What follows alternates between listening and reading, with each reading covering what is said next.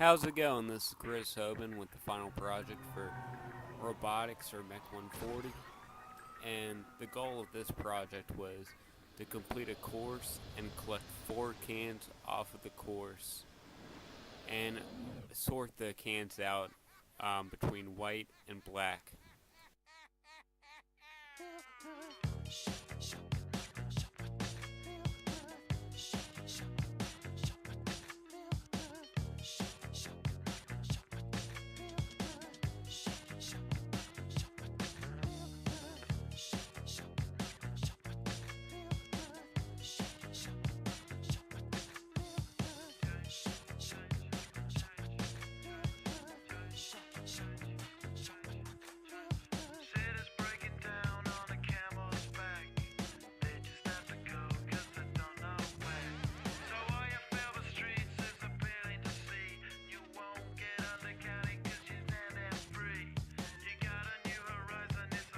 When I was running the course, it turns out that this claw was a little bit too heavy, so I would have liked to made a lighter claw because it was too much for the motor to handle. So I would have had to either make the arm smaller, or I would have had to add more gears, or I just would have had to use a bigger motor, or just use a lighter claw.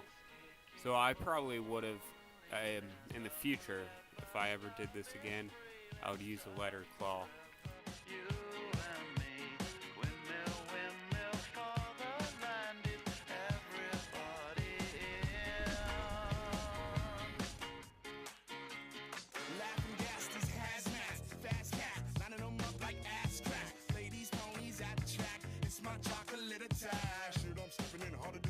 So this sensor senses whether it's a black or white can, and then depending on what color the can was, the conveyor belt would turn left or right. And this little stopper right here stops the arm and the claw from touching the ground. And what happened was, when it touched the ground, that would affect which way the robot would turn.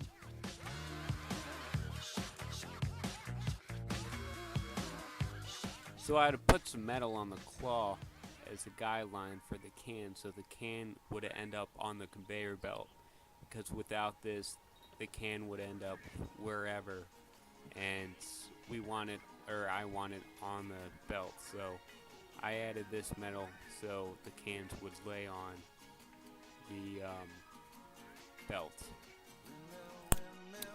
So I would have liked to modify that piece of metal on that claw a little bit more, because there were times where when the arm actually picked up, it didn't land on the conveyor belt. The can did not land on the conveyor belt, and that piece of metal just kind of pushed it off into one of the bins.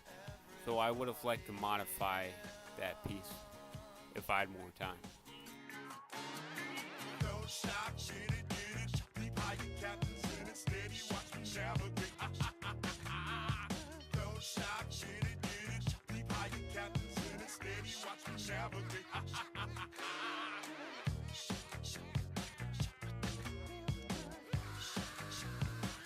Coming up on the video shows another problem that I encountered. So what would happen is the arm wouldn't lift up, the gearing would just get stuck, and I was just assuming it's just because there's not enough torque, and that arm with that claw on it is just way too heavy for that motor to lift. I attempted to fix the problem with how the metal on that claw kind of slides the can off, but I noticed that the can, when it slides off, it's going pretty fast. So I put a rubber band to kind of absorb some of that. So the rubber band gets in the way a little bit, but it does slow down that speed a little bit.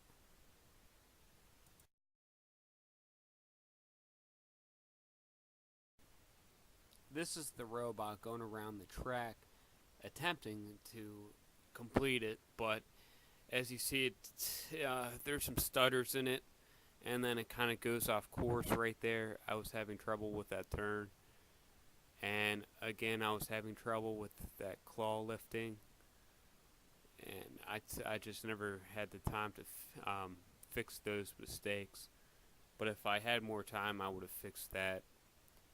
And the sensors, I'm, I think it was a separation problem that I was having. That's why they weren't really staying on track too well with some of those turns. But all in all, the track wasn't too bad. I tried to add a counter for the whatever it's called for the cans. So when the arm lifts, a piece of metal hits that button, but it ended up not working.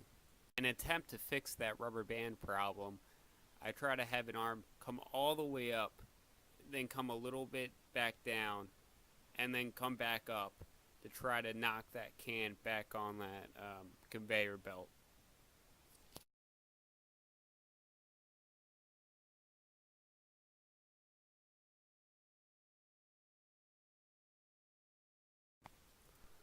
So here's the one time I got it to actually pick up the can and then the conveyor belt, turn in the right direction, and turn to the black can bin.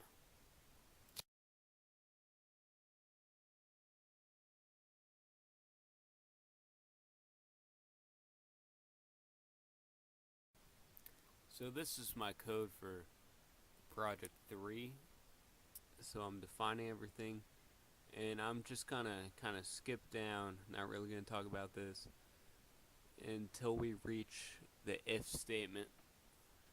So for the if statement, what I have is if that if the can is not within 12 centimeters, then it's just going to keep on following the track. And also, I have it equal to 0 because when there's nothing in front of that sonic sensor, it senses 0 centimeters. But when it's within 12 centimeters, it follows, it does the else statement. And that else statement just basically lifts the claw up or lifts the arm up, drops the can, does the conveyor belt, and does all that good stuff.